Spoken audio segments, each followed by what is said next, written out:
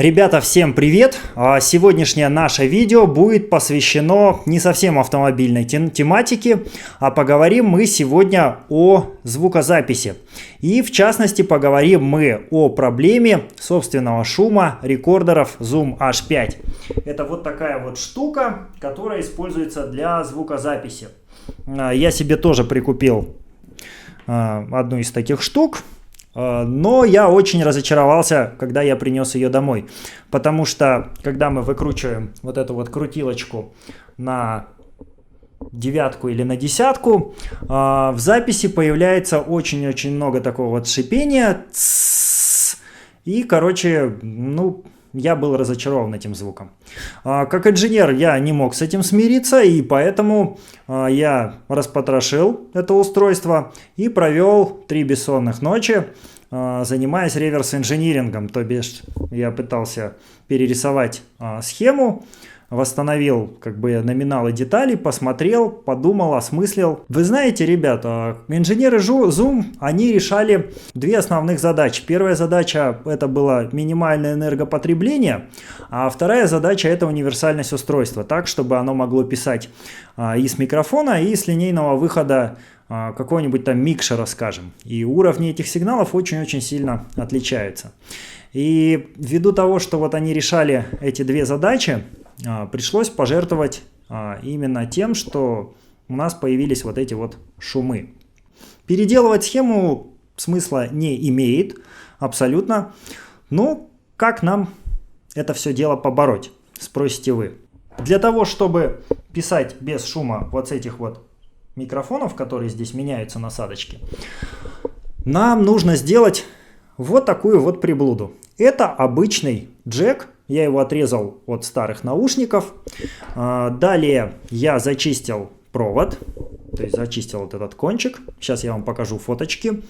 Мы все это дело зачищаем и скручиваем все контакты вместе. То есть у нас получается такая закоротка входов на массу.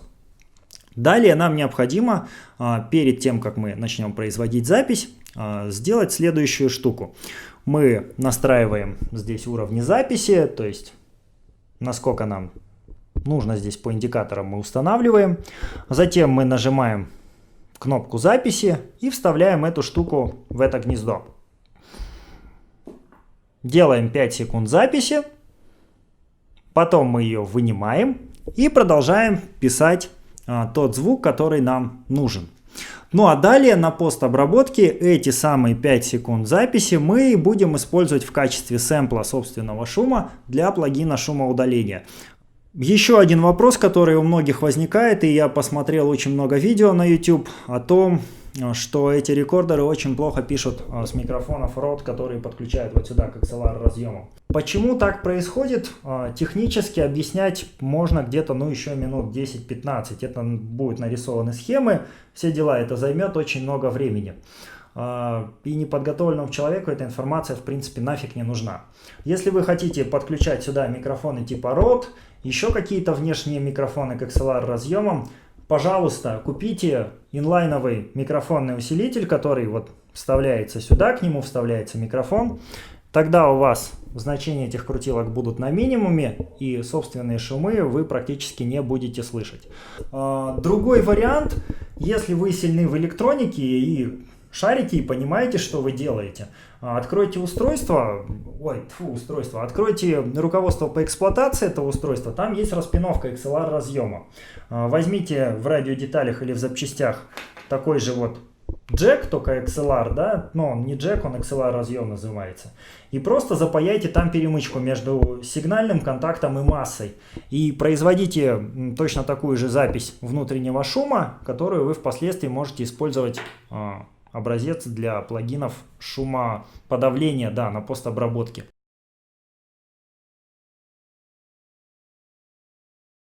Ну и дополнительно давайте проведем тест записи в помещении. Послушаем прежде всего тишину.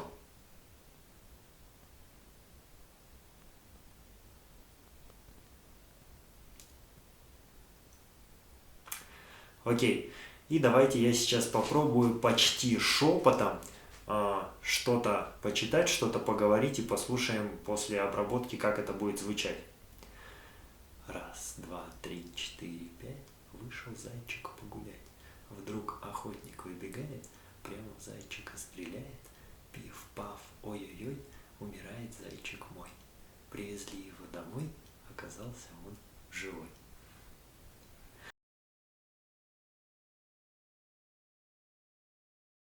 В помещении. Послушаем прежде всего тишину.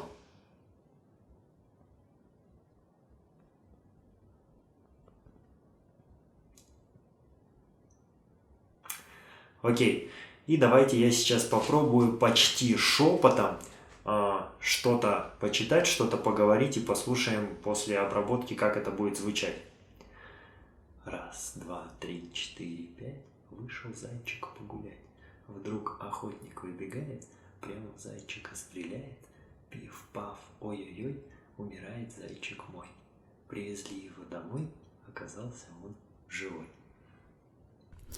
Ну что, ребята, надеюсь, вот такая вот простая штука теперь наконец-то решит вот эту проблему собственного шума для многих видеоблогеров, видеооператоров, которые пользуются этим зумом H5, и на H4 есть проблема, и на H6, и на всех. И на Tascam вы можете применять тот же самый метод.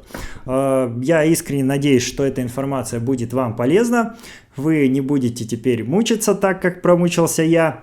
Почти 3 или 4 дня я не спал, думал, что же за балалайку я купил. Вот, ну на сегодня, пожалуй, это все. До встречи в следующих видео. С вами был Антон. Пока-пока.